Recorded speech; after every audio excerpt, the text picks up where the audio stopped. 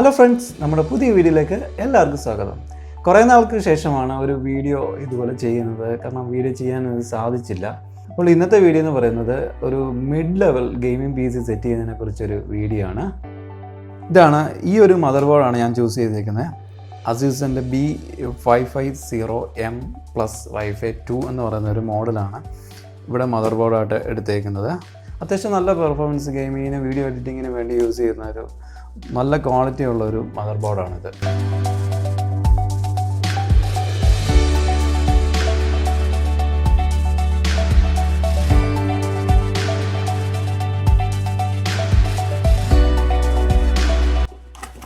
നമുക്കതൊന്ന് ഓപ്പൺ ചെയ്ത് നോക്കാം.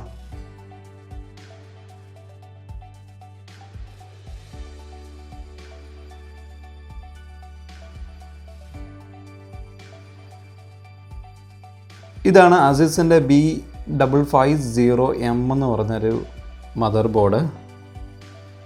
അപ്പോൾ അത്യാവശ്യം നല്ല ഫീച്ചേഴ്സ് ഉള്ള ഒരു മദർ ബോർഡ് തന്നെയാണിത്.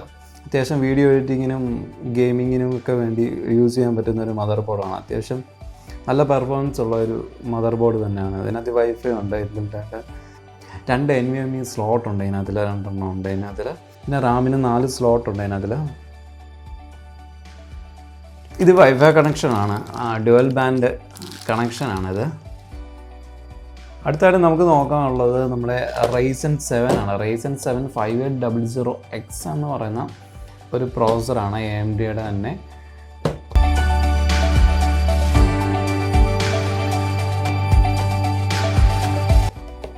അപ്പോൾ നമുക്കിതൊന്ന് ഓപ്പൺ ചെയ്ത് നോക്കാം.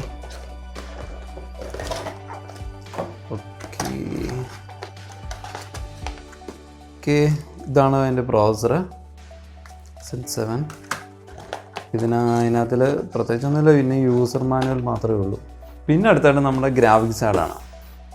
ഗ്രാഫിക്സ് കാർഡ് MSIയുടെ 1660 എന്ന് പറഞ്ഞൊരു മോഡൽ ഗ്രാഫിക്സ് ആണ്. 6 GB ഉള്ള ഗ്രാഫിക്സ് കാർഡാണ്.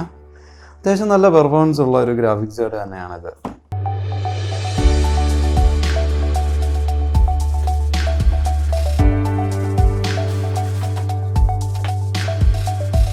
ഇതിനകത്ത് യൂസർ മാനുവലുണ്ട്.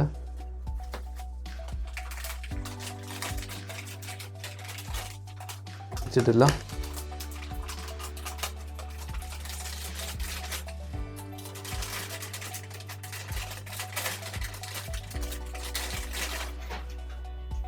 ഇതാണ് നമ്മുടെ ഗ്രാഫിക്സ് കാർഡ്. MSIയുടെ ഗ്രാഫിക്സ് കാർഡാണ്. 2 ഫാനൊക്കെ ഉള്ളതാണ്. PC എടുത്തേക്കുന്ന കൂളർ മാസ്റ്ററിൻ്റെ 750 വാട്ടിൻ്റെ 5 ഇയർ വാറണ്ടി ഉള്ള ഒരു PC ആണ് ഇവിടെ എടുത്തേക്കുന്നത്. ഇത് നമുക്കൊന്ന് ഓപ്പൺ ചെയ്ത് നോക്കാം. ഇത് യൂസർ മാനുവലാണ്. പവർ കോഡുണ്ട്.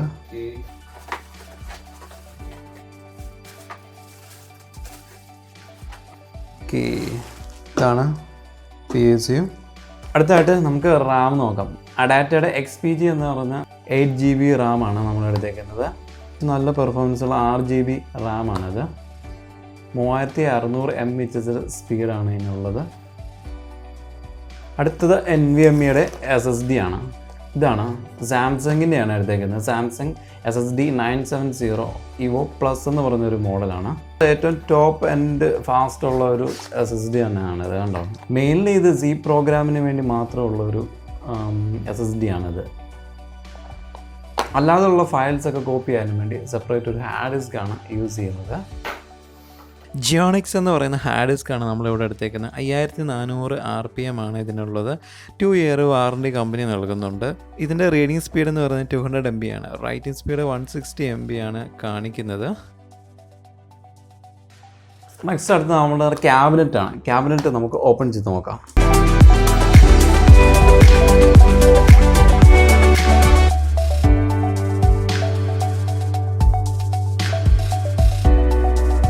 എല്ലാത്തിൻ്റെയും ലിങ്ക് ഞാൻ ഡിസ്ക്രിപ്ഷൻ ബോക്സിൽ കൊടുത്തേക്കാം. അതിൻ്റെ പ്രൈസും കാര്യങ്ങളും എല്ലാം നിങ്ങൾക്ക് നോക്കാവുന്നതാണ്. അതിപ്പോൾ പ്രൈസൊക്കെ അങ്ങോട്ടും ഇങ്ങോട്ടും വേരിയേഷൻ ഉണ്ടാകും. ഒരു 4000 ബിലോ വരുന്ന ഒരു ക്യാബിനറ്റാണ്. ഗ്യാംഡിയാസ് എന്ന് പറയുന്ന ഒരു കമ്പനിയാണ്. ടാലോസ് E2 എന്ന് പറയുന്ന മിഡ് ഗെയിമിംഗ് PC ക്യാബിനറ്റാണിത്. ഇതിൻ്റെ ബാക്ക് സൈഡ് എന്ന് പറയുന്നത് ഇങ്ങനെയാണത്. പിന്നെ സൈഡ് ഗ്ലാസ് ആണത്. സൈഡും ഫ്രണ്ടിൽ 3 RGB ഫാനുണ്ട്. ടോപ്പ് എന്ന് പറയുന്നത് മാഗ്നറ്റ് ഷീറ്റാണ് ഇട്ടേക്കുന്നത്. ടോപ്പിൽ ഇട്ടേക്കുന്നത് മാഗ്നറ്റ് ഷീറ്റാണ് ഇട്ടേക്കുന്നത്. ബാക്കിലൊരു ഫാനും ഉണ്ട്. അതിനകത്ത് ഒരു ഹാർഡ് ഡിസ്കും SSDയും കണക്ട് ചെയ്യാൻ പറ്റുന്ന ഒരു ക്യാബിനറ്റാണ്. ഇത് കണക്ഷൻ ചെയ്യുന്നുള്ള വീഡിയോ നമുക്ക് ഷൂട്ട് ചെയ്യാൻ സാധിച്ചിട്ടില്ല. ഇപ്പം മൊത്തം നമ്മൾ സെറ്റ് ചെയ്ത് കഴിഞ്ഞിരിക്കുന്നു. ഇപ്പോൾ എന്തായാലും നമുക്ക് ഇതൊന്ന് ഓണാക്കി നോക്കാം.